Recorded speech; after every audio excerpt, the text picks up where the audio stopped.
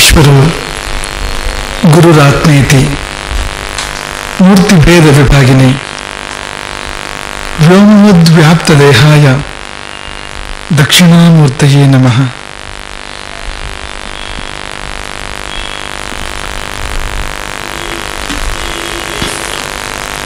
ಹಿಂಸೆ ನಾನಾ ಬಗೆ, ಅಹಿಂಸೆ ಒಂದೇ ಬಗೆ. ಅಹಿಂಸೆ ಹಿಂಸೆ ನಾನಾ ಬಗೆ ಹೇಗಾಯಿತು ಅಂದರೆ, ಅದರ ದೊಡ್ಡ ಪಾಲು ಸ್ವಯಂ ಮಾಡದೆ ತಾನು ಬೇರೆಯವರ ಮೂಲಕ ಮಾಡಿಸುವಂಥ ಅಥವಾ ನಡೆಯುವ ಹಿಂಸೆಗೆ ತಾನು ಪರ್ಯಾಯವಾಗಿ ಕಾರಣ ಆಗುವಂಥ ಆ ದೋಷಗಳಿಂದಾಗಿ ಅಹಿಂಸೆಗೆ ಅಷ್ಟೆಲ್ಲ ವಿಭಾಗಗಳು ಬಂದಿದ್ದು. ಈಗ 3 ಮುಖ್ಯ ಶಾಖೆಗಳು ಹಿಂಸೆಯಲ್ಲಿ: ಕೃತ, ಕಾರಿತ, ಅನುಮೋದಿತ.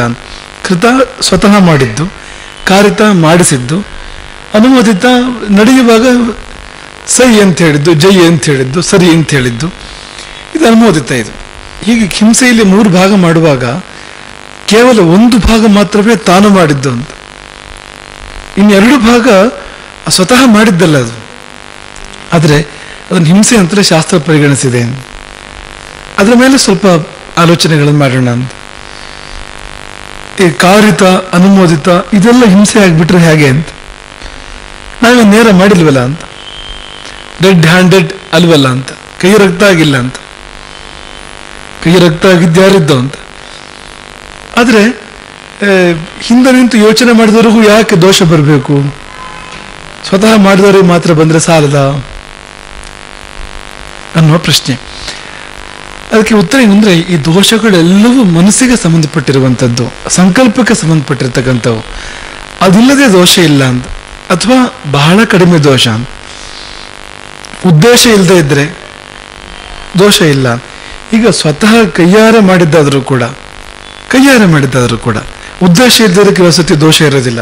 ಈಗ ಪರಂಪರೆಯನ್ನು ತಗೊಂಡ್ರೆ ಬಾಣ ಪ್ರಯೋಗವನ್ನು ಯಾರನ್ನೂ ಉದ್ದೇಶಿಸಿ ಮಾಡ್ತಾನೆ, ತಪ್ಪು ಇನ್ಯಾರಿಗೂ ಬೀಳ್ತದೆ, ಅವ್ರು ಸಾಯ್ತಾರೆ. ಸತ್ತಾಗ ಏನೂ ದೋಷ ಇಲ್ಲ ಅಂತಲ್ಲ, ಆದರೆ ಆ ಒಬ್ಬ ಮುನಿಯೇ ಸಾಯ್ತಾನೆ ಅಂದರೆ ಬ್ರಹ್ಮಹತ್ಯೆ ದೋಷ ಇಲ್ಲ ಅಲ್ಲೇನು, ಅಥವಾ ಮುನಿಹತ್ಯೆ ದೋಷ ಇಲ್ಲ, ಯಾಕೆಂದ್ರೆ ಸಂಕಲ್ಪ ಇರಲಿಲ್ಲ ಅಂತ. ಮತ್ತೋ ಭೂತಂ ನ ಮಯಾ ಕೃತಂ ಅಂತ ಸಂಸ್ಕೃತದ ಒಂದು ಪ್ರಯೋಗ. ಮತ್ತೋ ಭೂತಂ ಅಂದ್ರೆ ನನ್ನಿಂದ ಆಯ್ತು, ನ ಮಯಾ ಕೃತಂ ನಾನು ಮಾಡಿದ್ದಲ್ಲ ಅಂತ, ನನ್ನಿಂದ ಆಯ್ತು ಅಂತ, ಅದಕ್ಕೆ ದೋಷ ಕಡಿಮೆ. ಕಾನೂನಲ್ಲೂ ಕೂಡ ಹಾಗೆ ಅಂತ. ನೀವು ಕಾನೂನಿಗೆ ಬಂದರೆ ಉದ್ದೇಶಪೂರ್ವಕವಾಗಿ ಒಬ್ಬ ವ್ಯಕ್ತಿಯನ್ನು ಹತ್ಯೆ ಮಾಡಿದರೆ ಅದಕ್ಕೆ ಅಂದರೆ ಅದಕ್ಕಿರುವ ಸೆಕ್ಷನ್ಗಳು ಅಥವಾ ಶಿಕ್ಷೆಗಳು ಬೇರೆ ಇದೆ ಅದಕ್ಕೆ ಅಂತ. ಕೈ ತಪ್ಪಿ ಆದರೆ, ಗೊತ್ತಾಗದೆ ಆದರೆ ಒಂದು ಅಪಘಾತ ಆಗಿಬಿಡ್ತದಪ್ಪ, ಆಗ ಅದೇ ಈಗ ಮರ್ಡರ್ ಸೆಕ್ಷನ್ ಬರೋದಿಲ್ಲ, 302 ಬರೋದಿಲ್ಲ ಆಗ ಅಂತ. ಯಾಕೆಂದ್ರೆ ಉದ್ದೇಶಪೂರ್ವಕ ಮಾಡಿದ್ದಲ್ಲ, ಅದೊಂದು ಸಂಕಲ್ಪ ಇಲ್ಲ, ಅಲ್ಲಿ ಹಿಂದ್ಗಡೆ ಮನಸ್ಸಿಲ್ಲ ಅಂತ. ಹಾಗಾಗಿ ಅದು ಶಾಸ್ತ್ರ ಕೂಡ ಅದೇ ಹೇಳ್ತದೆ. ಹಾಗೆ ಹಿಂದೆ ನಿಂತವನಿಗೆ ದೋಷ ಉಂಟು ಅಂತ ಶಾಸ್ತ್ರ ಹೇಳ್ತದೆ. ಅಂದ್ರೆ ಮಾಡಿದ್ದು ಯಾರೇ ಆದರೂ, ಮಾಡಿಸಿದ್ದು ಯಾರೋ ಅಥವಾ ಭಾಗಿಯಾಗಿದ್ದಾರೋ ಅವರಿಗೆ ದೋಷ ಇದೆ ಅಂತ ಶಾಸ್ತ್ರ ಹೇಳ್ತದೆ.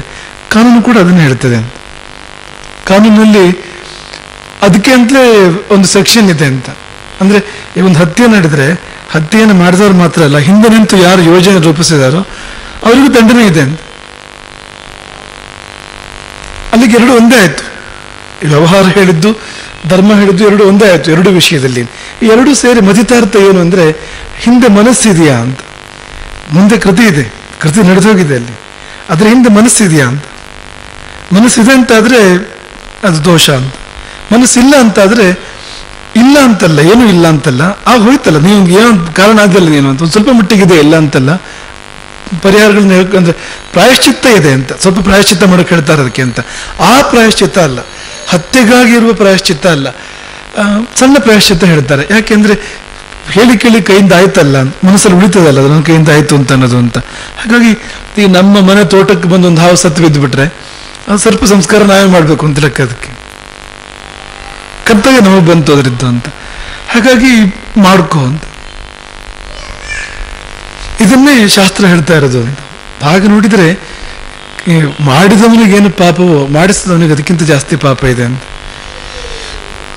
ಯಾಕೆಂದ್ರೆ ಮಾಡಿದವನಿಗೆ ಮಾಡಿದ ಪಾಪ ಮಾತ್ರ, ಮಾಡಿಸಿದವನಿಗೆ ಮಾಡಿಸಿದ ಪಾಪ ಮಾತ್ರ ಅಲ್ಲ, ಅವನಿಗೆ ಈಗ ಒಂದು ಕಡೆಯಿಂದ ಯಾರಿಗೆ ಹಿಂಸೆ ಆಯ್ತೋ ಅಲ್ಲಿ ಹಿಂಸೆಯಾದ ಪಾಪ, ಇನ್ನೊಬ್ಬ ವ್ಯಕ್ತಿಗೆ ಪಾಪ ಬರೆಸಿದ ಪಾಪ, ಅನಗತ್ಯವಾಗಿ ಒಬ್ಬನ ಕೈಯಿಂದ ಮಾಡಿಸಿ ಅವನನ್ನು ಪಾಪಿಯನ್ನಾಗಿ ಮಾಡಿದ್ನಲ್ಲ, ಆ ಪಾಪ ಕೂಡ ಸೇರಿತ್ತು ಅಲ್ಲಿ. ಹಾಗಾಗಿ ಅಷ್ಟು ಸೇರಲ್ಲಿ ಬರ್ತದೆ ಅಂತ. ಮಾಡಿದವನಿಗೆ ಅವನು ಮಾಡಿದ, ಅಲ್ಲಿ ಹಿಂಸೆಯಾಯಿತು, ಇವನು ಮಾಡಿದ್ದಾನೆ, ಎರಡು ಪಾಪವೂ ಇದೆ. ಹಿಂಸೆಯಾದಾಗ ಆ ಜೀವ ಶಪಿಸಿದ್ದು ಮಾಡಿದ್ದು ಅದೆಲ್ಲ ಒಂದು ಕಡೆಗಾದ್ರೆ, ಇವನೇ ಈ ಕೃತ್ಯ ಮಾಡುವಾಗ ಇವನ ಮೇಲೆ ಆಗಿರ್ತಕ್ಕಂಥ ಪರಿಣಾಮಗಳು ಅದೆಲ್ಲ ಇದ್ದೇ ಇದೆ. ಆದರೆ ಹಿಂದೆ ಬಂದಾಗ ಅಷ್ಟು ಸೇರಿ ಜೊತೆಗೆ ಇವನನ್ನು ಪಾಪಿ ಮಾಡಿದೆಯಲ್ಲ ಆ ಪಾಪು ಸೇರ್ಕೊಂಡಿದ್ದಲ್ಲಿ. ಹಾಗಾಗಿ ಕಾರಿತಕ್ಕೆ ದೋಷ ಜಾಸ್ತಿ. ಅನುಮೋದಿತ ಆದ್ರೂ ಕೂಡ ದೋಷ ಇದೆ, ಸೈ ಅಂದ್ರೂ ಕೂಡ ದೋಷ ಇದೆ, ಜೈ ಅಂದ್ರೂ ದೋಷ ಇದೆ. ಅದಕ್ಕೆ ಇದ್ದು ಸುಮ್ಮನೆ ಇದ್ರೂ ಕೂಡ ದೋಷ ಇದೆ. ಜೊತೆಯಲ್ಲಿದ್ದು ನಡೀತಾ ಇರೋದು ಗೊತ್ತಿದ್ದು ಸುಮ್ಮನೆ ಇದ್ರೂ ಕೂಡ ಅದೊಂದು ರೀತಿಯಲ್ಲಿ ಅನುಮೋದನೆ, ಇದು ಬೇರೆ ಏನೂ ಅಲ್ಲ ಅಂತ. ಒಂದು ಕಥೆ ಇದೆ, ಆ ಕಥೆ ಇದಕ್ಕೆ ಹತ್ತಿರ ಇದೆ, ಸ್ವಲ್ಪ ಪ್ರಸಿದ್ಧವಾಗಿರುವಂಥ ಕಥೆ ಇದು. ಶ್ರಾದ್ದದಲ್ಲಿ ಈ ಕಥೆಯನ್ನು ನೆನಪು ಮಾಡ್ಕೊಳ್ತಾರೆ, ಪ್ರತಿ ಶ್ರಾದ್ದದಲ್ಲಿ ಕೂಡ ಅಂತ ಕಥೆ ಇದು. ಕುರುಕ್ಷೇತ್ರದಲ್ಲಿ ಕೌಶಿಕ ಮುನಿ ಅಂತ ಒಬ್ಬ ಇದ್ದ, ಆತನಿಗೆ 7 ಮಂದಿ ಮಕ್ಕಳು. ಸ್ವಸ್ರೂಪ, ಕ್ರೋಧನ, ಹಿಂಸ, ಪಿಶುನ, ಕವಿ, ವಾಗ್ದುಷ್ಟ ಮತ್ತು ಕೊನೆಯು ಪಿತೃವರ್ತಿ ಅಂತ 7 ಮಂದಿ ಮಕ್ಕಳು. 7 ಜನ ವಿದ್ಯಾಭ್ಯಾಸ ಮಾಡ್ತಾರೆ, ಗುರುಕುಲದಲ್ಲಿ ವಿದ್ಯಾಭ್ಯಾಸ ಮಾಡ್ತಾ ಇರ್ತಾರೆ. ಕ್ಷಾಮ ಬಂತು, ಬರಗಾಲ ಬಂತು, ಹೊಟ್ಟೆಗಿಲ್ಲ, ಜೀವದ ಪ್ರಶ್ನೆ ಅಲ್ಲಿವರೆಗೂ ಹೋಗಿದೆ. ಕೊನೆಗೆ ಏನು ಮಾಡೋದು ಅಂತ ಈ ಸಹೋದರರು ಯೋಜನೆ ಹಾಕಿ ಕೊನೆಗೊಂದು ಯೋಜನೆ ಮಾಡಿದ್ರಂತೆ. ಏನಂದ್ರೆ, ಗುರುಗಳು ಗೋವಿದೆಯಲ್ಲ ಅದನ್ನು ತಿಂದ್ಬಿಡೋದು ಅಂತ. ಗೋವಿತ್ತು ಒಂದು ಗುರುಕುಲದಲ್ಲಿ. ಎಲ್ರದ್ದು ಯೋಜನೆ ಅಲ್ಲ ಇದು, ಎಲ್ರದ್ದು ಅಲ್ಲ ಯೋಜನೆ ಇದು. ಅವ್ರ ಲೀಡರ್ ಒಬ್ಬಿದ್ದಾನೆ ಆ ಸಹೋದರ ಪೈಕಿಯಲ್ಲಿ, ಅವನು ಮತ್ತೊಬ್ಬೊಬ್ಬರು ಅವರ ಯೋಜನೆ ಇದು ಅಂತ. ಆಗ ಅವರಿಗೆಲ್ಲ ಚಿಂತೆ ಆಯ್ತಂತೆ, ಇದು ದೋಷ ಆಗ್ತದಲ್ಲ ಅಂತ. ಹಿಂಸೆ ಬೇರೆ, ಗೋವನ್ನು ಹತ್ಯೆ ಮಾಡಿದ್ದು ಹಿಂಸೆ ಬೇರೆ, ಮತ್ತೆ ಗೋಮಾಂಸ ಬೇರೆ, ಎಲ್ಲ ದೋಷ ಆಗ್ತದಲ್ಲ ಅಂತ. ಅದಕ್ಕೆ ಅವರು ಪರಿಹಾರ ಕಂಡುಕೊಂಡ್ರು. ಒಂದು ಆಪದ್ಧರ್ಮ, ಪ್ರಾಣ ಹೋಗ್ತದೆ ಅಂದ್ರೆ ಏನು ಬೇಕಾದ್ರೂ ತಿನ್ಬೋದು ಅಂತ, ಪ್ರಾಣ ಹೋಗೋ ಸಮಯದಲ್ಲಿ ದೋಷ ಇಲ್ಲ ಏನು ಅಂತ.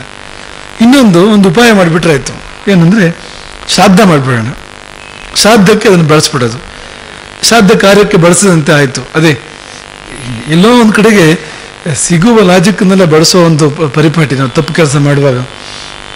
ಲಾಜಿಕ್ ಏನಂದ್ರೆ ಭಗವದರ್ಪಿತ ಮಾಡಿದ್ರೆ ಹಿಂಸೆಗೆ ದೋಷ ಇಲ್ಲ ಅಂತ ಅದು ಒಂದು ಸಾಮಾನ್ಯ ನಿಯಮ ಅದು. ಈಗ ನಾವು ಅಕ್ಕಿಯಿಂದ ಅನ್ನ ಮಾಡ್ತೇವೆ, ಭತ್ತದಿಂದ ಅಕ್ಕಿ ಮಾಡಿ ಅಕ್ಕಿಯಿಂದ ಅನ್ನ ಮಾಡ್ತೇವೆ, ಹಿಂಸೆ ಅದು. ನೀವು ಅದನ್ನು ಭಗವದರ್ಪಿತ ಮಾಡಿದಾಗ ಆ ಜೀವಗಳಿಗೆಲ್ಲ ಸಾರ್ಥಕತೆ ಬಂತು, ಅಷ್ಟೂ ಜೀವಗಳಿಗೆ ಸಾರ್ಥಕತೆ ಬಂತು. ಅವುಗಳ ಶರೀರ ಹೋಗಿ ಭಗವದರ್ಪಿತ ಆಗಿದ್ರಿಂದ ಮುಕ್ತಿ ಸಿಕ್ಕಿತು. ಬಲಿಯಲ್ಲೂ ಕೂಡ ಇದೇ ತರ್ಕ ಇರುವಂಥದ್ದು, ಬಲಿ ವಿಷಯದಲ್ಲೂ ಕೂಡ ಭಗವದರ್ಪಿತವಾದರೆ ದೋಷವಲ್ಲ. ಯಾಕೆಂದ್ರೆ ಅಲ್ಲಿ ನಷ್ಟವಿಲ್ಲ, ಜೀವಕ್ಕೆ ಲಾಭವೇ ಅಂತ. ಆ ಜೀವಗಳು ಕೇವಲ ಜಾಯಸ್ವ ಮ್ರಿಯಸ್ವ ಅಂತ, ಅವುಗಳಿಂದ ಮುಕ್ತಿಯನ್ನು, ದೇಹದಿಂದ ಮುಕ್ತಿಯನ್ನು, ಸ್ವರ್ಗವನ್ನು ಸಾಧನೆ ಮಾಡ್ಲಿಕ್ಕೆ ಸಾಧ್ಯ ಇಲ್ಲ. ಹುಟ್ಟಿ ಕರ್ಮಾನುಭವ ಮಾಡಿ ಹೋಗ್ಬೇಕಷ್ಟೇ ಅಂತ. ಹಾಗಿರುವಾಗ ಹಾಗೂ ಕೂಡ ಹಿಂಸೆ ಮಾಡಬಾರ್ದು, ಅವುಗಳ ಕರ್ಮ ಅನುಭವಿಸ್ಲಿ ಅಂತ ಲೆಕ್ಕ ಅವರು. ಒಂದು ವೇಳೆ ಮಾಡಿದ್ರೆ ಅದು ಭಗವದರ್ಪಿತ ಆದರೆ ಆಗ ಆ ಜೀವಗಳಿಗೆ ವಿಶೇಷ ಲಾಭ ಆಗೋದ್ರಿಂದ ದೋಷ ಇಲ್ಲ ಅಂತ. ಆ ತರ್ಕವನ್ನು ಮನಸ್ಸಲ್ಲಿಟ್ಟುಕೊಂಡು ಈ ಸಹೋದರರು ಶ್ರಾದ್ದ ಮಾಡಿಬಿಟ್ರಾಯ್ತು ಅಂತ. ಶ್ರಾದ್ದದಲ್ಲಿ ಭಗವದರ್ಪಿತ, ಪಿತೃಗಳಿಗೆ ಸಮರ್ಪಿತ ಆಗ್ತದಲ್ಲ, ಅದು ಶ್ರದ್ಧೆಯಿಂದಲೇ ಮಾಡಿದ್ರಂತೆ ಅದನ್ನು, ಆ ಕೆಲಸವನ್ನು ಶ್ರಾದ್ದವನ್ನು ಮಾಡಿದ್ರಂತೆ. ಶ್ರಾದ್ದದಲ್ಲಿ ಆ ಸಹೋದರರ ಪೈಕಿಯಲ್ಲಿ 2 ವಿಶ್ವ ದೇವಸ್ಥಾನದಲ್ಲಿ, 3 ಜನ ಪಿತೃಸ್ಥಾನದಲ್ಲಿ, ಮತ್ತೊಬ್ಬ ಅತಿಥಿ ಸ್ಥಾನದಲ್ಲಿ. ನೋಡಿ ಏನ್ ಚೆನ್ನಾಗಿದೆ ಇದು ಅಂತ, ಇವರ ಅರೇಂಜ್ಮೆಂಟ್ ಹೇಗಿದೆ ನೋಡಿ. 2 ವಿಶ್ವ ದೇವಸ್ಥಾನದಲ್ಲಿ, 3 ಜನ ಪಿತೃಸ್ಥಾನದಲ್ಲಿ, 5 ಆಯ್ತು. ಇನ್ನೊಬ್ಬ ಅತಿಥಿ ಸ್ಥಾನದಲ್ಲಿ 6 ಆಯ್ತು. ಒಬ್ಬ ಮಾಡುವವನು 7 ಆಯ್ತಾ ಇಲ್ವೋ? 7 ಜನರಿಗೆ ಪ್ರಸಾದ ಅಂತ ಉಂಟು ಅಂದ್ರೆ 5 ಅಂತೂ ಉಂಟು, ಪಾಲಂತೂ ಉಂಟು ಅಂತ ಶ್ರದ್ಧೆ ಮಾಡಿಬಿಟ್ರು. ಮಾಡಿ ಅಂತೂ ಜೀವ ಉಳಿಸ್ಕೊಂಡ್ರು. ಗುರುಗಳಿಗೆ ಒಂದು ಸುಳ್ಳು ಹೇಳಿದ್ರಂತೆ. ಸುಳ್ಳು ಏನಂದ್ರೆ, ಅದು ಹುಲಿ ತಿಂದಾಕ್ಬಿಡ್ತು ಗೋವನ್ನ ಅಂತ. 2 ಕಾಲು ಹುಲಿಗಳು, 4 ಕಾಲಲ್ಲ, ಈ ಅಂತಮಂದ್ರೆ ಸೇರಿ ಮಾಡಿರೋಂಥದ್ದು. ಹುಲಿ ತಿಂದು ಹಾಕಿದ್ದು ಒಂದು ಸುಳ್ಳು ಹೇಳಿದಂತೆ ಗುರುಗಳಿಗೆ ಅಂತ. ಆ ಸುಳ್ಳು ಹೇಳಿದ ಕಾರಣದಿಂದ ಮತ್ತು ಈ ದೋಷಗಳಿಂದಾಗಿ ಅವರಿಗಿರುವ ಶ್ರೇಷ್ಠ ಜನ್ಮ ನಷ್ಟವಾಯಿತು. ಅವರು ಬೇಡರಾಗಿ ಹುಟ್ಟಿದ್ರು, ಬೇಟೆಯಾಡುವ ಬೇಡರಾಗಿ ಹುಟ್ಟಿದ್ರು. ಆ ಕೊಲ್ಲುವ ಜನ್ಮದಲ್ಲೇ ಹುಟ್ಟಿದ್ರು ಅಂತ. ಪ್ರಾಣಿಗಳನ್ನು ಕೊಂದು ತಿನ್ನುವ ಜನ್ಮದಲ್ಲಿ ಇದ್ರ ಎಷ್ಟು ಒಳ್ಳೆಯ ಜನ್ಮ ಆಗಿತ್ತು, ಎಂಥ ಗುರು ಸಾನ್ನಿಧ್ಯ ಆಗಿತ್ತು. ನೇರ ಬ್ರಹ್ಮಪಥಕ್ಕೆ ದಾರಿ ಅಂತ. ಅಲ್ಲಿಂದ ಪತನಗೊಂಡು ಕಟುಕ ಜನ್ಮದಲ್ಲಿ, ಬೇಡ ಜನ್ಮದಲ್ಲಿ ಹುಟ್ಟುತ್ತಾರೆ ಅವರು, ಹಿಂಸೆ ಮಾಡುವ ಜನ್ಮದಲ್ಲಿ ಹುಟ್ಟುಬಿಡ್ತಾರೆ. ಆದರೆ ಪಾಸಿಟಿವ್ಸು ಕೆಲವಿದೆಯಲ್ಲ ಅವ್ರು ಮಾಡಿದ್ರಲ್ಲಿ. ಅವ್ರಿಗೆ ಧರ್ಮ ಪ್ರಜ್ಞೆ ಇತ್ತು, ಆಪತ್ತಿನ ಸಂದರ್ಭ ಆಗಿತ್ತು, ಅದೇ ಶ್ರಾದ್ದ ಮಾಡಿದ್ದು. ಇಂದೊಂದು ಈ ಶ್ರಾದ್ದ ಮಾಡಿದ್ದು ನೋಡುವ ನಮ್ಗೆ ಗೋಕರ್ಣದ ನೆನಪಾಗ್ತದೆ. ಮತ್ತೆ ಗೋಕರ್ಣದೊಂದು ಕಥೆ ಯಾವಾಗಲೂ ನೆನಪು ಮಾಡ್ಕೊಡ್ತಾ ಇರ್ತಾನೆ ಅಂತ. ಯಾವ ಕಾಲದಲ್ಲೂ ಗೊತ್ತಿಲ್ಲ. ಅಲ್ಲಿ ತಾಮ್ರಗೌರಿ ಅಮ್ಮನವರು ಇದ್ದಾರೆ ಅಲ್ಲಿ. ಆ ತಾಮ್ರಗೌರಿ ಆಭರಣಗಳನ್ನೆಲ್ಲ ಕುತ್ಕೊಂಡು ಹೋಗ್ಬಿಟ್ಟಿದ್ದಾರೆ ಕಳ್ಳರು. ಅದಕ್ಕೆ ಅಷ್ಟಮಂಗಲ ಪ್ರಶ್ನೆ ಇಟ್ಟು ನೋಡಿದಾಗ ಅಮ್ಮನವ್ರು ಹೇಳಿದ್ರಂತೆ, ನಾನೇ ಕೊಟ್ಟಿದ್ದು ಅಂತ. ಅದು ಯಾಕೆ ಹಾಗಾಗಿದ್ದು ಅಂದ್ರೆ, ಇವೆಲ್ಲ ಸಾಮಾನೆಲ್ಲ ಗಂಟು ಕಟ್ಟಿದ ಮೇಲೆ ಅದೊಂದು ಅಮ್ಮನವ್ರ ಕೈ ಕೆಳಗೆ ಸರಿಯಾಗಿಟ್ಟು ಅಮ್ಮನವ್ರ ಕೈಗೊಂದು ತುಳಸಿ ಕುಡಿ ಸಿಕ್ಕಿಸಿ ನೀರು ಬಿಟ್ಟಿದ್ದಾರೆ ಅದ್ರ ಮೇಲಿಂದ.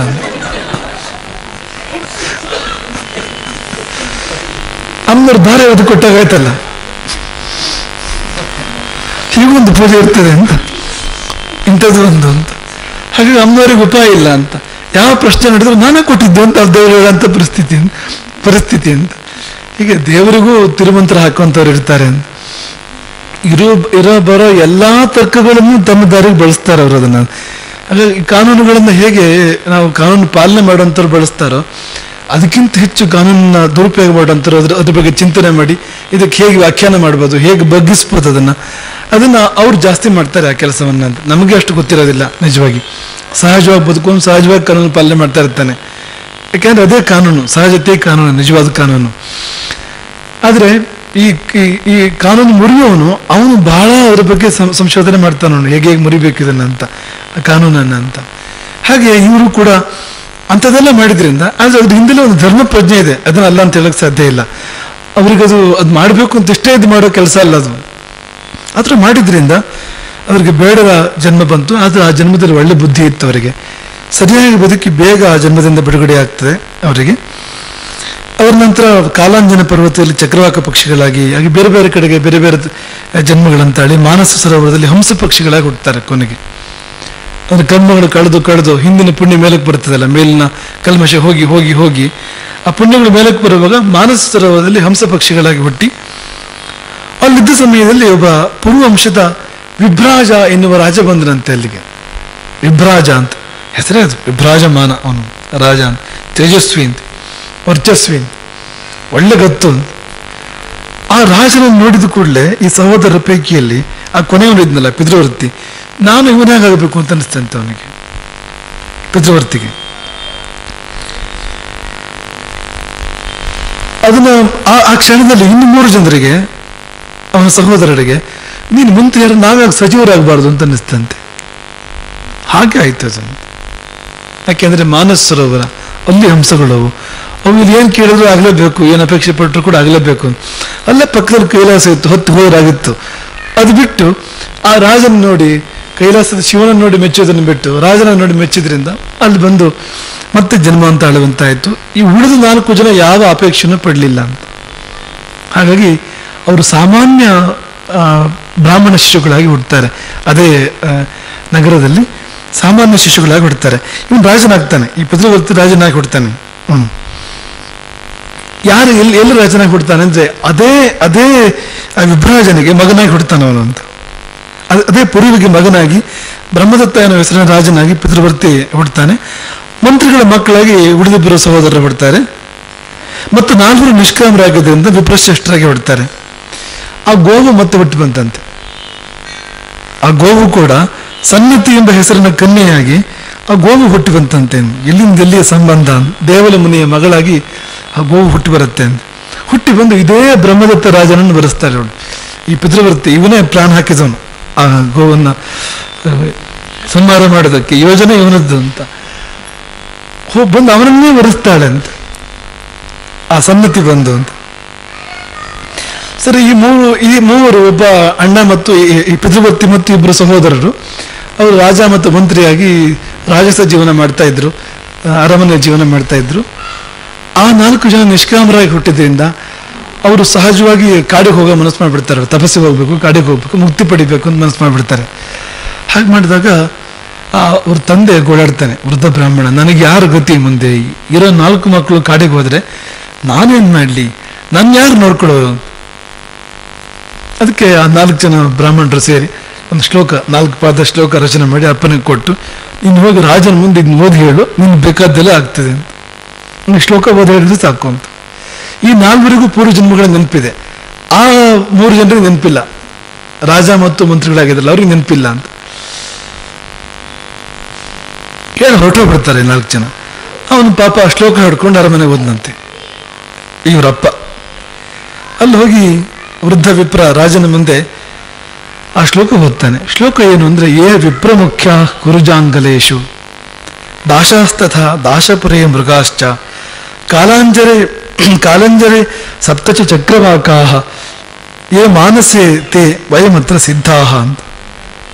ಅದೇನು ಹೇಳುತ್ತೆ ಅಂದ್ರೆ, ಕುರುಕ್ಷೇತ್ರದಲ್ಲಿ ಬ್ರಾಹ್ಮಣರಾಗಿದ್ವಲ್ಲ ನಾವು, ಆಮೇಲೆ ಬೇಡರಾಗಿದ್ವಲ್ಲ, ಆಮೇಲೆ ಚಕ್ರವಾಕಗಳಾಗಿದ್ವಲ್ಲ, ಆಮೇಲೆ ಹಂಸಗಳಾಗಿದ್ವಲ್ಲ ಮಾನಸ ಸರೋವರದಲ್ಲಿ, ಈಗ ನಾವು ಸಿದ್ಧರಾಗಿದ್ದೇವೆ. 4 ಜನ ಹೇಳೋದು. ಸಿದ್ಧ ಅಂದ್ರೆ ಈಗ ರೆಡಿ ಅಂತ. ಆ ಸಿದ್ಧ ಅನ್ನೋದಕ್ಕೂ ರೆಡಿ ಅನ್ನೋದಕ್ಕೂ ಒಂದೇ ಅರ್ಥ. ಸಂಸ್ಕೃತದಲ್ಲಿ ಸಿದ್ಧರು ಅಂತಂದು ಪ್ರಯೋಗ ಬರ್ತದೆ. ಸಿದ್ಧರು ಒಂದು ಮುಕ್ತಿಗೆ ಸಿದ್ಧರು ಅಂತ, ಏನು ಬಾಕಿ ಇಲ್ಲ ಅಂತ, ಎಲ್ಲ ಸಿದ್ಧತೆ ಆಗೋಗಿದೆ ಮುಕ್ತಿಗೆ ಅಂತ. ಬಾ ಅಂದ್ರೆ ರೆಡಿ ಅಂತ, ಅವನು ಸಿದ್ಧ ಅಂತ. ಈ 4 ಜನ ಹೇಳ್ಕೊಡ್ತಾರೆ, ವಯಮಂತ್ರ ಸಿದ್ಧಾಹ ಅಂತ. ರಾಜ ಮೂರ್ಛೆ ತಪ್ಪಿ ಬಿದ್ದನಂತೆ ಆ ಶ್ಲೋಕ ಕೇಳ್ತಿರೋ ಹಾಗೆ. ಜೊತೆಗೆ 2 ಮಂತ್ರಿಗಳು, ಉಳಿದವರಿಗೆ ಏನಂತ ಗೊತ್ತಾಗ್ಲಿಲ್ಲ, ಆದ್ರೆ ಅವ್ರಿಗೆ ಅದೇನಂತ ಗೊತ್ತಿದೆ. ಇದು ಪೂರ್ವಜನ್ಮಗಳ ಕಥೆ. ನಾವು ಮುಕ್ತಿಗೆ ಅಂತ ಹೊರಟಿದ್ದು, ನಾವು ಇದು ಆಗಿದ್ದೇನು, ಕೊನೆಗೆ ಬಂದು ಸಿಂಹಾಸನದಲ್ಲಿ ಅರಮನೆಯಲ್ಲಿ ಬಂದಿ ಆಗ್ಬಿಟ್ನಲ್ಲ ಅಂತ ಆ ಭಾವ ಎಷ್ಟು ಬಲವಾಗಿ ಕಾಡ್ತಂದ್ರೆ ಮೂರ್ಛೆ ಹೋಗ್ಬಿಡ್ತಾನೆ ಬ್ರಹ್ಮದತ್ತ ಮತ್ತು ಆ ಮಂತ್ರಿಪುತ್ರರು. ಕೊನೆಗೆ ಎಚ್ಚರ ಆದ್ಮೇಲೆ ಮೊದಲು ಮಾಡಿದ ಕೆಲಸ, ಆ ವಿಪ್ರನಿಗೆ ಏನು ಜೀವಮಾನ ಪರ್ಯಂತ ಏನ್ ಬೇಕೋ ಅದೆಲ್ಲ ಕೊಟ್ಟು ಮಗನಿಗೆ ಪಟ್ಟ ಕಟ್ಟಿ, ಈ ಸನ್ನತಿಯನ್ನ ಪತ್ನಿಯನ್ನ ಕರ್ಕೊಂಡು ಮಗ ವಿಶ್ವಕ್ಸೇನ ಅಂತ ಅವನಿಗೆ ಪಟ್ಟ ಕಟ್ಟಿ, ಈ ಮಂತ್ರಿಗಳು ಕೂಡ, ಆ ಮಂತ್ರಿಗಳ ಮಕ್ಕಳು ಕೂಡ ತಮ್ಮ ಮಕ್ಕಳಿಗೆ ಪಟ್ಟ ಕಟ್ಟಿ ಕಾಡಿಗೆ ಹೋಗ್ತಾರೆ. ಅವರೆಲ್ಲರೂ ಕೂಡ ಕಾಡಿಗೆ ಹೋಗಿ ಅವರೆಲ್ಲ ತಪಸ್ ಮಾಡ್ತಾ ಇದ್ರು. ಆ ಉಳಿದ 4 ಜನ ಅಲ್ಲೇ ಹೋಗಿ ತಪಸ್ ಮಾಡಿ ಎಲ್ಲರೂ ಯೋಗ ಪರಾಯಣಿತನ ದೇಹತ್ಯಾಗ ಮಾಡಿ ಮುಕ್ತಿಯನ್ನು ಪಡಿತಾರೆ ಅಂತ ಇಷ್ಟುದ್ದದ ಕಥೆ. ಈ ಕಥೆಯಲ್ಲಿ ನಾವೀಗ ಪರಿಗ್ರಹಿಸ್ತಾ ಇರೋ ಅಂಶ ಯಾವುದು ಅಂದ್ರೆ, ಈ ಎಲ್ಲರೂ ಮಾಡಿದವರಲ್ಲ ಅಂತ, 7 ಮಂದಿ ಕೂಡ ಮಾಡಿದವರಲ್ಲ. ಈಗ ಉದಾಹರಣೆಗೆ ಗೋವನ್ನ 7 ಮಂದಿ ಕೊಂದವರಲ್ಲ, ಸೈ ಅಂದವರು ಅಂತ ಸುಮಾರು ಜನ ಅಲ್ಲಿ. ಈ ಪಿತೃವರ್ತಿ ನಾಯಕ ಅವನು, ಇವನು ಇದೆಲ್ಲ ಸಲಹೆ ಕೊಡೋನು, ನಿರ್ಣಯ ಮಾಡೋನು, ಮುಂದೆ ಹೋಗೋನು, ಬಹುಶಃ ಕೃತಿ ಕೂಡ ಅವನದ್ದೇ ಇರ್ಬೋದು ಅಂತ. ಆದ್ರೆ ಉಳಿದವ್ರದ್ದು ಆ ಮಟ್ಟದ ಪಾತ್ರ ಇರಲಿಲ್ಲ ಅಂತ. ಆದ್ರೆ ಪರಿಣಾಮ ಅವ್ರ ಮೇಲೆಲ್ಲ ಆಗ್ತದೆ ಅಂತ, ಎಲ್ಲರ ಮೇಲೆ ಹೋಗ್ತದೆ ಅಂತ, ಜನ್ಮಗಳು ಎಲ್ರಿಗೂ ಕೂಡ ಬರ್ತವೆ ಅಂತ. ಯಾಕೆಂದ್ರೆ ನೀನು ಆ ಸಮಯದಲ್ಲಿ ಇದ್ದ, ನೀನು ಜೊತೆಗೆ ಇದ್ದೆ, ಮತ್ತೆ ಸೈ ಅಂದ ನೀನು, ಅಲ್ಲಿ ನಿನ್ನ ಮನಸ್ಸು ಆ ಮನಸ್ಸು ಒಂದೇ ಅಂತ, ವ್ಯತ್ಯಾಸವೇ ಇಲ್ಲ ಅಂತ. ಆ ಒಂದೇ ವೇವಲೆಂತಲ್ಲಿ ಮನಸ್ಸು ಬಂದಾಗ ಅಲ್ಲಿ ಬಂದು ಪಾಪ ಎಲ್ಲೂ ಬಂತು ಅಂತ, ಅದೇ ಪರಿಣಾಮ ಎಲ್ಲೂ ಆಯ್ತು, ಅದೇ ಪರಿಣಾಮ ಎಲ್ಲೂ ಆಯ್ತು. ಈ ಅನುಮೋದಿತಕ್ಕೆ ಹೆಚ್ಚಿಗೆ ಕಾನೂನಿನಲ್ಲಿ ಅವ್ರಿಗೆ ಸಿಕ್ಕಿಲ್ಲ. ಅದು ಇಂಡಿಯನ್ ಪೀನಲ್ ಕೋಡ್ಗೆ ಅದು ಸಿಕ್ಕಿಲ್ಲ, ಆದ್ರೆ ಶಾಸ್ತ್ರಗಳಿಗೆ ಅದು ಸಿಕ್ಕಿದೆ. ಕಾರಿತ ಮಾತ್ರ ಸಿಕ್ಕಿದ್ದು ಇಂಡಿಯನ್ ಪೀನಲ್ ಕೋಡ್ಗೆ, ಅಂದ್ರೆ ಮಾಡಿಸಿದ್ದು ಅಂತ. ಈ 120B ಅಂದ್ರೆ ಅದು ಮಾಡಿಸಿದ್ದು ಅಂತ, ಆದ್ರೆ ಇದು ಅದಲ್ಲ ಅಂತ, ಮಾಡಿಸಿದ್ದಲ್ಲ ಇದು ಅಂತ. ಇದು ಜೊತೆಗೆ ಮನಸ್ಸರ ಜೊತೆಗಿದ್ದಿದ್ದು, ನಮ್ಮ ಮನಸ್ಸು ಅಂತ ಒಂದು ಕೃತ್ಯದ ಜೊತೆಗಿತ್ತು ಅಂತ ಅನ್ನುವಂಥದ್ದು ಅಂತ. ಹಾಗಾಗಿ ಅದರ ಪರಿಣಾಮ ಇಷ್ಟೆಲ್ಲ ಆಯ್ತು ಅಂತ ನೀವೊಂದು ಸೂಕ್ಷ್ಮ ಗಮನಿಸ್ಬೇಕಿಲ್ಲಿ. ಆ ಗೋವು ಹುಟ್ಟು ಬಂತು ಮತ್ತೆ ಅಂತ ಬರ್ತದಲ್ಲ, ಅಲ್ಲಿ ಒಂದು ಕೆಲವು ಸೂಕ್ಷ್ಮಗಳಿದ್ದಾವೆ ಅಂತಂದ್ರೆ, ಆ ಗೋವಿಗೆ ಕೊನೆಗೆ ಮುಕ್ತಿ ಕೊಡೋ ಜವಾಬ್ದಾರಿ ಇವರಿಗೆ ಬಂತು. ಜನ್ಮಾಂತರದಲ್ಲಿ ಆ ಗೋವನ್ನ ಜೊತೆಗಿಟ್ಟುಕೊಂಡು ಅದನ್ನು ಭರಿಸಿ, ಈಗ ಒಂದು ಕಾಲದಲ್ಲಿ ಇವ್ನು ಕಡ್ತಿದ್ದ, ನಾನು ಅದನ್ನೇ ಶ್ರಾದ್ದ ಮಾಡಿದ್ದು ಬಿಡಿ, ಶ್ರಾದ್ದಕ್ಕೂ ತೊಂದರೆ ಆಯ್ತು ಅಂದ್ರೆ ಆ ಶಬ್ದದಿಂದ ಅಂತ.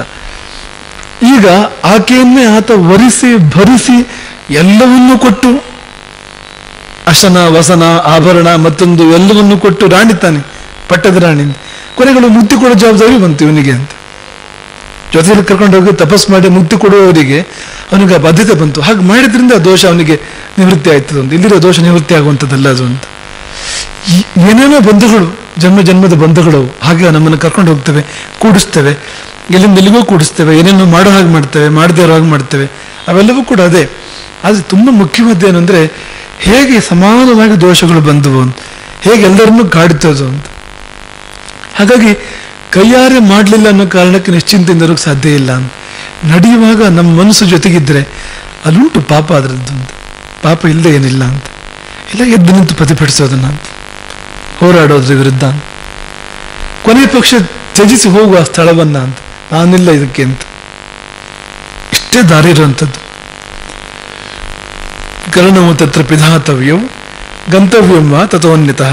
ಕಿವಿ ಮುಚ್ಚು, ಎದ್ದು ಹೊರಟು ಹೋಗು, ಎರಡರಲ್ಲಿ ಒಂದು ಅವಕಾಶ. ಇಲ್ಲ ಎದ್ದು ನಿಂತು ಹೋರಾಡು, ವಿರೋಧಿಸಿ ಹೋರಾಡು ಅಂತ. ಇದ್ದೇ ಸುಮ್ಮನೆ ಇದ್ದೇ ನೀನು ಸೇರಿದೆ ಅದರಲ್ಲಿ ಅಂತ, ನೀನು ಭಾಗಿ ಅದರಲ್ಲಿ, ನಿನಗೂ ಅದರಲ್ಲಿ ಪಾಲಿದೆ ಅಂತ. ಇದ್ದು ಸುಮ್ಮನೆ ಇರ್ಲಿಕ್ಕೆ ಸಾಧ್ಯ ಇಲ್ಲ ಅಂತ. ಸ್ವರ ಎತ್ತಲೇಬೇಕು, ಸ್ವರ ಎತ್ತುವಂತ ಸ್ಥಾನದಲ್ಲಿದ್ದರೆ ಅವನು ಸ್ವರ ಎತ್ತಲೇಬೇಕು, ಅವನನ್ನು ಮಾತ್ರ ಆಡಲೇಬೇಕು ಅಂತ. ಹಾಗಾಗಿ ಈ ಕಾರಿತ ಅನುಮೋದಿತಕ್ಕೆ ಇಷ್ಟೆಲ್ಲ ಪ್ರಾಶಸ್ತ್ಯ ಬಂದಿದ್ದು. ನಮಗೆ ಒಂದು ಸನ್ನಿವೇಶ ನೆನಪಾಗ್ತದೆ, ನಮಗೆ ಅದ್ರ ಬಗ್ಗೆ ತುಂಬ ಗ್ರಹಿಸುವಾಗಲೇ ಬೇದನೆ ಆಗ್ತಕ್ಕಂಥ ಸಂಗತಿ ಇದು. ಹಿಂದಿನ ಕಾಲದಲ್ಲಿ ಎಷ್ಟು ಒಳ್ಳೆ ಸಂಗತಿಗಳಿದ್ದವು.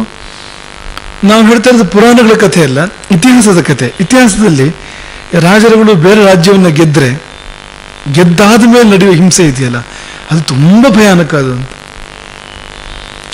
ಅದನ್ನು ಎಣಿಸಿದ್ರೆ ನೋವಾಗ್ತದೆ ಅಂತ. ಗೆದ್ದಾದ ಮೇಲೆ ಗೆದ್ದವನು ತನ್ನ ಸೈನಿಕರಿಗೆ ಮುಕ್ತ ಅವಕಾಶವನ್ನು ಕೊಡ್ತಾನೆ ಅಂತ.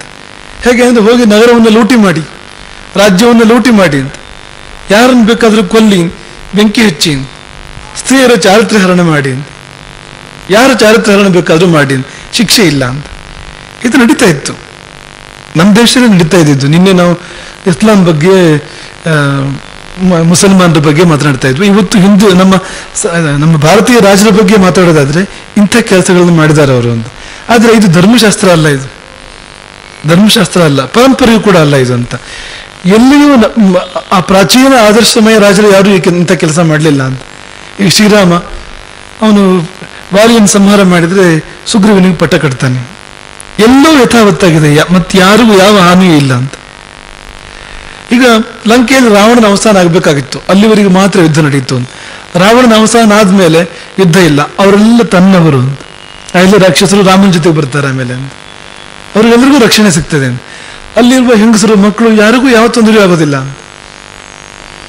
ಆದರೆ ಮಧ್ಯಕಾಲದಲ್ಲಿ, ಅಂದ್ರೆ ಇತಿಹಾಸದ ಕಾಲದಲ್ಲಿ ಅಂತ ಹೇಳೋದು ನಾವೀಗ 1000-2000 ವರ್ಷದ ಈ ಕಡೆ ಇರ್ಬೋದು ಅದು ಅಂತ. ಈ ರಾಜರುಗಳು ಇಂಥ ಅನ್ಯಾಯ ಮಾಡಿದ್ದಾರೆ ಅಂತ. ಅವ್ರು ಗೆದ್ದ ಮೇಲೆ ಸೈನಿಕರನ್ನ ಖುಷಿಪಡಿಸ್ಬೇಕು, ಜೊತೆಗಿಟ್ಕೊಳ್ಬೇಕು ಅನ್ನೋ ಕಾರಣಕ್ಕೆ ಇಂಥ ಅಧರ್ಮವನ್ನು ಮಾಡಿಸಲಿಕ್ಕೆ ಅವ್ರಿಗೆ ಅನುಮತಿ ಕೊಟ್ಟಿದ್ದಾರೆ. ಕಾರಿತ ಅದು ಅಂತ. ಆ ರಾಜ ಮಹಾಪಾಪಿ ಆಗ್ತಾನವನು ಅಂತ. ಆ ಸೈನಿಕರು ಪಾಪಿಗಳಾಗ್ತಾರೆ. ಸೈನಿಕರಿಗೆ ಎಷ್ಟು ಪಾಪ ಅಂದ್ರೆ ಅವ್ರವ್ರು ಒಂದೊಂದೇನೋ ಮಾಡಿರ್ತಾರಲ್ಲ, ಅಷ್ಟು ಪಾಪ ಅವರಿಗೆ. ರಾಜನಿಗೆ ಇಷ್ಟು ಸೇರಿ ಇಷ್ಟೂ ಸೈನಿಕರು ಮಾಡಿದ ಪಾಪಗಳು ಅವನಿಗೆ ಬರ್ತದೆ. ಅದ್ಯಾಕೆ ಮಾಡಬೇಕು? ಗೆದ್ದಾಯ್ತಲ್ಲ, ಗೆದ್ದ ಮೇಲೆ ಚೆನ್ನಾಗಿಡ್ಬೇಕು ಆ ರಾಜ್ಯವನ್ನ, ಅಷ್ಟೇ ಕರ್ತವ್ಯ ಅಂತ. ಅದಕ್ಕೆ ತಾನೇ ಗೆಲ್ಲೋದು ಅಂತ. ಇಲ್ಲದಿದ್ರೆ ಯುದ್ಧಕ್ಕೇನರ್ಥ? ಯುದ್ಧ ಧರ್ಮ ಯುದ್ಧವೇ ಅಲ್ಲ ಅದು ಅಂತ. ಕೇವಲ ಒಬ್ಬ ವ್ಯಕ್ತಿಯ ಹೊಟ್ಟೆ ತುಂಬಿಸೋದಕ್ಕೆ ಯುದ್ಧ ಮಾಡೋದಾದ್ರೆ ಯುದ್ಧ ಧರ್ಮ ಯುದ್ಧ ಅಲ್ಲ ಅದು ಅಂತ. ಎಲ್ಲ ಒಂದು ಅನ್ಯಾಯದ ಶಾಸ್ತ್ರ ನಡೀತಾ ಇದೆ ಅಂತಂದ್ರೆ ಆ ಶಾಸ್ತ್ರವನ್ನು ಕಿತ್ತೊಗೆಯೋದಕ್ಕೆ ಯುದ್ಧ ನಡಿಬೇಕು, ತಪ್ಪಲ್ಲ. ಅಥವಾ ಅಂತ ಪ್ರಬಲ ಕಾರಣ ಬಂತು, ಈಗ ಸೀತಾಪಹಾರ ಮಾಡಿದಾನೆ ರಾವಣ, ಅನ್ಯ ಮಾರ್ಗವೇ ಇಲ್ಲ, ಒಳ್ಳೆ ಮಾತನ್ನು ಹೇಳಿ ಆಯ್ತು, ಕೇಳೋದಿಲ್ಲ, ಯುದ್ಧ ಅನಿವಾರ್ಯ ಅಂತ, ಧರ್ಮಕ್ಕಾಗಿ ಅದು. ಇಂಥ ಯುದ್ಧಗಳನ್ನು ಮಾತ್ರವೇ ರಾಮ ಮಾಡಿದುಕೊಂಡು ಬರ್ತದೆ ನಮಗೆ ಅಂತ. ಅಂದ್ರೆ ಅದು ಅನಿವಾರ್ಯ ಆದಾಗ ಮಾಡಿದಾನೆ, ಅದನ್ನ ಧರ್ಮಕ್ಕಾಗಿ ಮಾಡಿದ್ದಾನೆ. ಆದರೆ ಆಮೇಲೆ ನೋಡಿದರೆ ಬೇರೆ ಬೇರೆ ಥರ ವರ್ತನೆಗಳನ್ನು ಮಾಡಿದ್ದಾರೆ. ಅದು ಕಾರಿತಕ್ಕೆ ಅನುಮೋದಿತಕ್ಕೆ ಬರೋದು. ಇದನ್ನ ಯಾಕೆ ನೆನಪಿಸ್ಕೊಳ್ತಾ ಇದ್ದೇವೆ ಅಂದರೆ, ಹೆಚ್ಚಿನ ಕಡೆಗಳಲ್ಲಿ ಕಾಣದ ಕೈಗಳು ಹಿಂದಿರ್ತವೆ ಅಂತ. ಬಹಳ ಕಡಿಮೆ ನಡೆಯೋದು ಅಂತ. ಈ ಕಾರಿತ ಇಲ್ಲದೆ ಕೇವಲ ಕೃತ ಎನ್ನುವಂಥ ಹಿಂಸೆಗಳು ನಡೆಯೋದು ಬಹಳ ಕಡಿಮೆ ಅಂತ. ಅಂದರೆ ವ್ಯಕ್ತಿ ಹಿಂಸೆ ಮಾಡ್ತಾನೆ ನಿಂದ ವ್ಯಕ್ತಿಗೆ, ಬೇರೆ ಯಾರು ಇಲ್ಲ ಅವನ ಕಡೆಗೆ ಅನ್ನೋದು ಬಹಳ ಕಡಿಮೆ ನಡೀತದೆ, ಇಲ್ಲ ಅಂತಿಲ್ಲ. ಸಿಟ್ಟಲ್ಲಿ ಅಥವಾ ದ್ವೇಷದಲ್ಲಿ ನಡೀತದೆ. ಆದರೆ ಮನುಷ್ಯ ಹೆಚ್ಚು ಅವನು ಸೊಫಿಸ್ಟಿಕೇಟೆಡ್ ಆದಾಗೆ, ಹೆಚ್ಚು ಅವನು ದುಡ್ಡು ಗಿಡ್ಡು ಪ್ರಭಾವ ಅಧಿಕಾರ ಸೇರಿದಾಗೆ ಅವನು ಕೈಯಾರೆ ಮಾಡೋದನ್ನು ಬಿಡ್ತಾನೆ, ಬೇರೆಯವ್ರ ಮೂಲಕ ಮಾಡಿಸ್ತಾನೆ. ಅವನು ಅವ್ರನ್ನೂ ಪಾಪಿಗಳನ್ನು ಮಾಡ್ತಾನೆ, ಅವ್ರನ್ನೂ ಹಾಳು ಮಾಡ್ತಾನೆ, ಅವ್ರ ಜೀವನವನ್ನು ನಾಶ ಮಾಡ್ತಾನೆ, ತಾನು ನಾಶವಾಗ್ತಾನೆ. ಅವ್ರಿಗೇನು ಗೊತ್ತಿರೋದಿಲ್ಲ ಅಂದರೆ ತಮ್ಮನ್ನು ಇದು ಬಿಡೋದಿಲ್ಲ ಅಂತ, ಆ ಪಾಪ ತಮ್ಮನ್ನು ಬಿಡೋದಿಲ್ಲ ಅಂತ ಗೊತ್ತಿರೋದಿಲ್ಲ, ಆ ಪ್ರಜ್ಞೆ ಅವ್ರಿಗಿರೋದಿಲ್ಲ. ಅವರು ಎಂಥವರೇ ಆಗಿರ್ಬೋದು. ಆದರೆ ದೊಡ್ಡ ತಿಳುವಳಿಕಸ್ಥರಾಗಿರ್ತಾರೆ, ಶಾಸ್ತ್ರಜ್ಞಾನ ಇರ್ಬೋದು, ಆದರೆ ಈ ಪ್ರಜ್ಞೆ ಅವರಿಗಿಲ್ಲ, ಈ ಪಾಪದ ಪ್ರಜ್ಞೆ ಅವರಿಗಿಲ್ಲ. ಇಲ್ಲದೆ ಇರೋದ್ರಿಂದ ಬೇರೆಯವ್ರ ಮೂಲಕ ಮಾಡಿಸಿ ನನ್ನ ಕೈಲಿ ಏನಿಲ್ಲ, ನನ್ನ ಕೈ ಶುದ್ಧ ಅಂತ ಹೇಳ್ತಾ ಇರ್ತಾರೆ. ಆದರೆ ಆತ್ಮಕ್ಕೆ ಕಲಂಕ ಅಂಟಿ ಆಗಿರ್ತದೆ, ಪಾಪ ಅಂಟಿ ಆಗಿರ್ತದೆ. ಹಾಗಾಗಿ ನಾವು ಹಿಂಸೆ ಎನ್ನುವಾಗ ಇದನ್ನೆಲ್ಲ ಯೋಚನೆ ಮಾಡಬೇಕು. ನಾವು ಮಾಡಿದ್ದೆಷ್ಟು, ಮಾಡಿಸಿದ್ದೆಷ್ಟು, ನಡೆಯುವಾಗ ಅಂದಿದ್ದೆಷ್ಟು, ಸುಮ್ಮನೆ ಇದ್ದಿದ್ದೆಷ್ಟು, ಅವರಿಂದ ಬೇರೆಯೂ ಲಾಭ ಆಗಬೇಕಾಗಿದೆ, ಇದಕ್ಕೆ ವಿರೋಧ ಮಾಡಿದ್ರೆ ತೊಂದರೆ ಆಗ್ತದೆ ಅಂತ ಸುಮ್ಮನೆ ಇದ್ದಿದ್ದೆಷ್ಟು. ಇದೆಲ್ಲ ಹಿಂಸೆಯ ಲೆಕ್ಕಗಳಿದೆ ಅಂತ. ಇದೆಷ್ಟು ಆ ಕಡೆಗೆ ಅಹಿಂಸೆ ಇದೆ ಅಂತ. ಅದೊಂದು ಮನೋವೃತ್ತಿ ಅಹಿಂಸೆ ಅನ್ನೋದು ಅಂತ. ಮನೋವೃತ್ತಿ ಎಂಥದ್ದು ಅಂದರೆ ಅದೊಂದು ರೀತಿ ಪ್ರೀತಿಮಯವಾದ ಮನೋವೃತ್ತಿ ಅದು ಅಂತ, ಕರುಣಾಮಯವಾದ ಮನೋವೃತ್ತಿ. ಅದರಲ್ಲಿ ಕರುಣೆ ಪ್ರೀತಿಗಳು ತುಂಬಿ ತುಡುಕ್ತವೆ ಅಂಥದ್ದೊಂದು ಮನೋವೃತ್ತಿ. ಅಲ್ಲಿ ಯಾವ ಜೀವವನ್ನು ಕಂಡ್ರೂ ಅದು ತಂದಲ್ಲ ಅಂತಿಲ್ಲ ಅದಕ್ಕೆ ಅಂತ, ಆ ಮನೋವೃತ್ತಿಗೆ. ನಾನು ಯಾವ ಈಶ್ವರನ ಅಂಶವೋ ಅದು ಕೂಡ ಅದೇ ಈಶ್ವರನ ಅಂಶವೇ ಆಗಿದೆ. ಹಾಗಾಗಿ ನಾನೇ ಅದು, ಅದೇ ನಾನು ಎನ್ನುವ ಭಾವ ಎಲ್ಲರಲ್ಲೂ ಒಂದು ರೀತಿಯ ನನ್ನ ಮನೆ ಎನ್ನುವ ಭಾವ, ಅಥವಾ ನನ್ನ ಹಾಗೆ ಅಂತ ಕೊನೆ ಪಕ್ಷ, ನನ್ನ ಹಾಗೆ ಅದು ಒಂದು ಜೀವ ಅಂತ ಎನ್ನುವ ಭಾವ. ಅಂಥ ಮನೋವೃತ್ತಿಗೆ ಅಹಿಂಸೆ ಅಂತ ಹೆಸರು. ಅದಿದ್ರೆ ಉಳಿದಿದ್ದೆಲ್ಲ ತಾನಾಗ್ತದೆ. ಅದವ್ರ ಜೀವನ ಆ ತರಹ ಇರ್ತದೆ ಅದಿದ್ದಾಗ. ಅದಿಲ್ಲದೆ ಇದ್ದಾಗ ಅವನು ಎಲ್ಲೋ ಒಂದು ಕಡೆ ಹಿಂಸೆ ಮಾಡ್ತಾ ಇರ್ತಾನೆ, ಮಾಡದೇ ಇರೋದಿಲ್ಲ, ಮಾಡ್ತಾನೆ ಇರ್ತಾನೆ ಅಂತ. ಇಂಥ ಅಹಿಂಸಾಮಯ ವ್ಯಕ್ತಿಯು ಕೂಡ ಅನಿವಾರ್ಯವಾಗಿ ಮಾಡಬೇಕಾಗಿ ಬರ್ತದೆ. ಅದೇ ಎಂಥ ಹಿಂಸೆ ನಿಜವಾಗಿ ಅಹಿಂಸೆ ಅನ್ನೋದನ್ನು ಕೂಡ ಯೋಚನೆ ಮಾಡಬೇಕು ಅಂತ, ಅದೊಂದು ಸಂಗತಿ ಇದೆ. ಈಗ ನಾವು ಹೇಳಿದಾಗೆ ಇನ್ನೊಂದು ಮುಖವೂ ಕೂಡ ಇದೆ. ಹಿಂಸೆಯೂ ಕೂಡ ಅಹಿಂಸೆ ಆಗ್ತದೆ ಎಷ್ಟೋ ಸರ್ತಿ, ಹಿಂಸೆಯೇ ಕರ್ತವ್ಯ ಆಗ್ತದೆ ಎಷ್ಟೋ ಸರ್ತಿ. ನಿಜವಾಗಿ ಹಿಂಸೆ ಅಲ್ಲ ಅದು ಅಂತ, ಹಿಂಸೆ ಅಲ್ಲ ಅದು ಅಂತ. ಅದರ ವಿಸ್ತಾರಕ್ಕೆ ಮತ್ತೆ ಬರೋಣ. ಉದಾಹರಣೆಗೆ ಗಡಿಯಲ್ಲಿ ಸೈನಿಕರು ಗಡಿ ರಕ್ಷಣೆ ಮಾಡ್ತಾ ಇರ್ತಾರೆ, ಬಂದು ಹಿಡಿದು ಕಾವಲು ಕಾಯ್ತಾ ಇರ್ತಾರೆ. ಯಾವನೋ ಉಗುರ್ಗಾಮಿ ಒಳಗೆ ಸುಡುತ್ತಾನೆ, ಗುಂಡಾಗ್ತಾರೆ. ಅವನಿಗೆ ಯಾಕೆ ಫಾಸಿ ಶಿಕ್ಷೆ ಕೊಡೋದಿಲ್ಲ? ಅವನಿಗೆ ಯಾಕೆ ದಂಡನೆ ಮಾಡೋದಿಲ್ಲ? ಹಿಂಸೆ ಅಂದ ಕೂಡಲೇ ಪಾಪ ಅಂತ, ಹಿಂಸೆ ಅಂತ ಕಾಣೋದಲ್ಲ ಹಿಂಸೆ ಅಲ್ಲ ಅಂತ. ಡಾಕ್ಟ್ರು ಹೊಟ್ಟೆ ಕೊಯ್ತಾನಲ್ಲ, ಡಾಕ್ಟ್ರಿಗೆ ಯಾಕೆ ಶಿಕ್ಷೆ ಇಲ್ಲ? ಇಂಜೆಕ್ಷನ್ ಚುಚ್ತಾನಲ್ಲ, ಸಣ್ಣ ಸಣ್ಣ ಮಕ್ಳಿಗೂ ಇಂಜೆಕ್ಷನ್ ಚುಚ್ತಾನಲ್ಲ ಡಾಕ್ಟ್ರು, ಅವನಿಗೆ ಯಾಕೆ ಶಿಕ್ಷೆ ಇಲ್ಲ? ಅವನಿಗೆ ಯಾಕೆ ಪಾಪ ಇಲ್ಲ? ಅಂದ್ರೆ ಅದಕ್ಕೆ ಮೂರ್ಖತನದಿಂದ ನಾವು ಹಿಂಸೆಯನ್ನು ವಿವೇಚನೆ ಮಾಡಕ್ಕೆ ಹೋಗಬಾರದು. ಎಲ್ಲ ಆಯ್ತದು ಅಂತ, ಯಾವ ಮನೋವೃತ್ತಿಯಿಂದ ಆಯ್ತದು ಅಂತ. ತುಂಬ ಮುಖ್ಯ ಸಂಗತಿ ಮನಸ್ಸು, ಇದಕ್ಕೆಲ್ಲದಕ್ಕೂ ಮೂಲ ಮನಸ್ಸು. ಹಿಂದೆ ಸಂಕಲ್ಪ ಇದೆಯಾ? ಹಿಂದೆ ಮನಸ್ಸಿದೆಯಾ? ಪಾಪ ಬಂತು ಅದಿಲ್ವಾ? ಕೈಯಾರೆ ಮಾಡಿದ್ರು ಪಾಪ ಇಲ್ಲ. ಇದೆಯಾ? ಕೈಯಾರೆ ಮಾಡಿದ್ರೆ ಬೇರೆ ಯಾರು ಮಾಡಿದ್ರು ಕೂಡ ಪಾಪ ಉಂಟು ಇವನಿಗೆ ಅಂತ. ಕನೆಕ್ಷನ್ ಇದೆ. ಕೊನೆಯಲ್ಲೊಂದು ಉದಾಹರಣೆ ಕೊಟ್ಟು ನಾನು ಪೂರ್ಣ ಮಾಡ್ತೇವೆ ಮಾತನ್ನ. ಅದು ಶ್ರೀರಂಗ ಮಹಾಗುರುಗಳದ್ದೇ ಒಂದು ಉದಾಹರಣೆ. ಇದು ಅಷ್ಟಾಂಗ ಯೋಗ ವಿಜ್ಞಾನ ಮಂದಿರದ ಶ್ರೀರಂಗ ಮಹಾಗುರುಗಳ ಒಂದು ತುಂಬ ಸುಂದರವಾಗಿರ್ತಕ್ಕಂಥ ಉದಾಹರಣೆ ಇದೆ ಅವರ ಜೀವಿತ ಕಾಲದ್ದು. ಅದು ಶ್ರಾದ್ದದ ಬಗ್ಗೆ ಇರುವಂಥದ್ದು. ಇವತ್ತು ಶ್ರಾದ್ದದ ವಿಷಯ ಇರೋದ್ರಿಂದ ಅದನ್ನು ಕೂಡ ತಗೊಳ್ತೇವೆ. ಶ್ರಾದ್ದ ಒಬ್ಬ ದೊಡ್ಡ ಆಫೀಸರ್ ಅವ್ರ ಮನೆಗೆ ಬರ್ತಾರೆ. ಒಂದು ಊಟ ಎಲ್ಲ ಮಾಡಿದ ಮೇಲೆ ಚರ್ಚೆ ನಡೀತದೆ, ಏನೊಂದು ಶ್ರಾದ್ದ ಏನು ಅಂತ. ಶ್ರಾದ್ದ ಹೋಗಿ ಅವ್ರಿಗೆ ಹೇಗೆ ತಲುಪೋದು, ಹೇಗೆ ಎಲ್ಲಿ ಊಟ ಮಾಡಿದೆಲ್ಲ ತಲುಪೋದು ಹೇಗೆ ಅಂತ, ಕನೆಕ್ಷನ್ ಇಲ್ವಲ್ಲ ಮಧ್ಯದಲ್ಲಿ ಅಂತ, ಹೇಗೆ ಅಂತ ಈ ಗುರುಗಳನ್ನು ಅವ್ರು ಕೇಳ್ತಾರೆ. ಇವ್ರು ಏನು ಹೇಳೋದಿಲ್ಲ, ಸುಮ್ಮನೆ ಅದು ಇದು ಮಾತಾಡ್ತಾ ಇರ್ತಾರೆ. ಕೊನೆಗೆ ಅವ್ರ ಕೈಲಿ ಒಂದು ಬ್ರೀಫ್ ಕೇಸ್ ಇರ್ತದೆ ಆಫೀಸರ್ ಕೈಲಿ. ನಾವು ಬ್ರೀಫ್ ಕೇಸ್ ತಗೊಳ್ತಾರೆ ಗುರು, ಒಂದ್ಸತಿ ಕುಡಿ ಅಂತ, ನೋಡ್ತೀನಿ ಅಂತ ತಗೋತಾರೆ. ತಗೊಂಡ ತಕ್ಷಣ ಜಾಸ್ತಿ ಬಿಡ್ತಾರೆ ಅದನ್ನು. ಎಸೆತಿರೋ ಹಾಗೆ ಆಫೀಸರ್ ಒಂದು ಹೌಹಾರಿ ಕಂಗಾಲಾಗಿ ಕೂಗ್ಬಿಡ್ತಾರೆ. ಸರ್ ಅರೆ ಏನಾಯ್ತು ಅಂತ, ಬ್ರೀಫ್ ಕೇಸ್ ನಂದು ಅಂತ, ನಿಮಗೂ ಅದಕ್ಕೂ ಒಂದು ಕನೆಕ್ಷನ್ ಇಲ್ವಲ್ಲ ಅಂತ, ಅಷ್ಟು ದೂರ ಬಿದ್ದಿದೆ ಅದು ಅಂತ, ನೀವು ಎಲ್ಲಿದ್ದೀರಿ ಅಂತ, ಕನೆಕ್ಷನ್ ಇಲ್ವಲ್ಲ ಮಧ್ಯದಲ್ಲಿ, ಯಾವ ವೈರು ಇಲ್ಲ, ಮತ್ತೆ ನೀವ್ಯಾಕೆ ಹೋಗ್ಕೋತೀರಿ, ನೀವ್ಯಾಕೆ ಕಷ್ಟಪಟ್ಕೋತೀರಿ?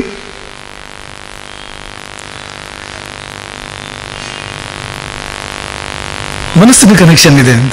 ನನ್ನ ಬ್ರೀಫ್ ಕೇಸ್, ಅದರೊಳಗೆ ನನ್ನ ಕಾಗದ ಪತ್ರಗಳಿದ್ದಾವೆ, ನನ್ನ ವಸ್ತುಗಳಿದ್ದಾವೆ, ಬೇರೆ ಯಾವ ವೈರು ಹೋಗಿಲ್ಲ ಅಲ್ಲಿಂದ ಅಲ್ಲಿಗೆ, ಆದರೆ ಮನಸ್ಸಿನ ತಂತು ಹೋಗಿದೆ ಅಲ್ಲಿಂದ ಅಲ್ಲಿಗೆ ಅಂತ. ಹಾಗೆ ಶ್ರಾದ್ದದಲ್ಲೂ ಕೂಡ ಅಂತ ನಮಗೂ ಅವ್ರಿಗೂ ಮನಸ್ಸಿನ ತಂತು ಇದೆ. ಇಲ್ಲಿಂದ ಆ ಕಡೆ ಹೋದ ಆ ಜೀವಕ್ಕೂ ನಮಗೂ ಮನಸ್ಸಿನ ತಂತು ಇದೆ. ಇಲ್ಲಿ ಕೊಟ್ಟರೆ ಅಲ್ಲಿ ಸಿಗ್ತದೆ ಅಂತ. ನಮ್ಗೆ ಎಸೆದ್ರೆ ನೋವಾಗೋ ಹಾಗೆ ಏನೋ ಒಂದು ಆಗ್ತಾ ಉಂಟಲ್ಲ, ಅಲ್ಲಿಗೂ ಇಲ್ಲಿಗೂ ಕನೆಕ್ಷನ್ ಇದೆಯಲ್ಲ ಅಲ್ಲಿ, ಹಾಗೆ ಇಲ್ಲಿ ಕೊಟ್ಟು ಅಲ್ಲಿ ತಲುಪ್ತದೆ ಅಂತ. ಅಂದ್ರೆ ಮನಸ್ಸಿನ ಪಾತ್ರ ಎಷ್ಟು ಮುಖ್ಯ ಅಂತ. ಅಲ್ಲಿ ಬ್ರೀಫ್ ಕೇಸ್ ಇದೆ, ಇಲ್ಲಿ ವ್ಯಕ್ತಿ ಇದ್ದಾನೆ, ನೋವಾಗ್ತದಲ್ಲ. ಹಾಗೆ ಈ ಕಾರಿತ ಅಂದ್ರೆ ಮಾಡಿಸಿದ್ದು ಅನುಮೋದಿಸಿದ್ದು ಅನ್ನೋದ್ರಲ್ಲಿ ಮನಸ್ಸು ಇದೆಯಲ್ಲ ಅಲ್ಲಿ ಹಿಂದ್ಗಡೆಯಿಂದ, ಅಲ್ಲಿಂದ ಕನೆಕ್ಷನ್ ಇದೆ ಅಂತ ಅಹಿಂಸೆ ಜೊತೆಗೆ ಅಂತ. ನೇರ ಕೈಗಳಿಲ್ಲ ಅಲ್ಲಿ, ರೆಡ್ ಹ್ಯಾಂಡೆಡ್ ಅಲ್ಲ, ಕೈಯಲ್ಲಿ ರಕ್ತ ಇಲ್ಲ, ನೇರವಾಗಿ ಎಲ್ಲೂ ಕನೆಕ್ಷನ್ ಕಾಣ್ತಾ ಇಲ್ಲ. ಕನೆಕ್ಷನ್ ಆ ಕೃತ್ಯದ ಜೊತೆಗಿದೆ. ಇವನೇ ಯೋಜನೆ ಮಾಡಿದ್ದದನ್ನ ಅಂತ. ಅಥವಾ ಇವನೇ ಹಾ ಅಂದಿದ್ದು ಅಂತ. ಹಾಗೆ ಇದನ್ನ ಯಾವಾಗಲೂ ಕೂಡ ಇನ್ನೊಂದು ಉದಾಹರಣೆ ಹೇಳೋದಾದ್ರೆ, ಕನ್ನಂಬಾಡಿ ಕಟ್ಟೆಯನ್ನು ವಿಶ್ವೇಶ್ವರಯ್ಯ ಕಟ್ಟಿದ್ರು ಅಂತ.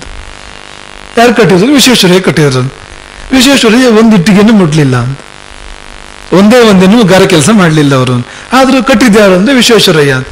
ಹೇಗೆ ಅದು ಅಂದ್ರೆ ಮನಸ್ಸು, ಆ ಮನಸ್ಸಿನ ನಿರ್ಮಾಣ ಆಗಿದ್ದು ಮೊದಲದು ಅಂತ. ಆಮೇಲೆ ಸಾವಿರಾರು ಜನ ಸೇರಿದ ಕೃತಿ ತಂದಿರ್ಬೋದು ಅದನ್ನ. ಆದ್ರೆ ನಿರ್ಮಾಣ ಮೊದಲಾಗಿದ್ದು ಅವರ ಮನಸ್ಸಲ್ಲಿ, ವಿಶ್ವೇಶ್ವರಯ್ಯನವರ ಮನಸ್ಸಿನಲ್ಲಿ ಅಂತ. ಹಾಗಾಗಿ ಆ KRSಗೆ ಅವ್ರ ಜವಾಬ್ದಾರಿ ಅಂತ. KRS ಅವರ ಕೃತಿ ಅಂತ, ವಿಶ್ವೇಶ್ವರಯ್ಯನವರ ಕೃತಿ. ಹಿಂದೆಲ್ಲ ಕೂತ್ಕೊಂಡು ನಾವು ಅದನ್ನ ಪ್ಲಾನ್ ಮಾಡಿ ಯೋಜನೆ ಮಾಡಿ ಅಲ್ಲೆಲ್ಲ ಅದು ಆಕೃತಿಯ ನಡೀತಾ ಇದ್ರೆ ನಂಗೆ ಸಂಬಂಧವಿಲ್ಲ ಅಂದ್ರೆ ದೇವರು ಕೇಳೋದಿಲ್ಲ, ಚಿತ್ರಗುಪ್ತ ಕೇಳೋದಿಲ್ಲ, ನಿಂದೇ ಕೃತಿ ಅದು ಅಂತ ಮಾಡಿದ ನೀನು ಅಂತ ದೇವರು ಹೇಳ್ತಾನೆ ಅಂತ. ಹಾಗಾಗಿ ಅದು ಹೇಳ್ತೀರ ಮಾಡ್ಕೊಳ್ಳೋದು ಶ್ರೇಷ್ಠವಾಗಿರ್ತಕ್ಕಂಥ ಬದುಕು. ಹರೇ ರಾಮ್.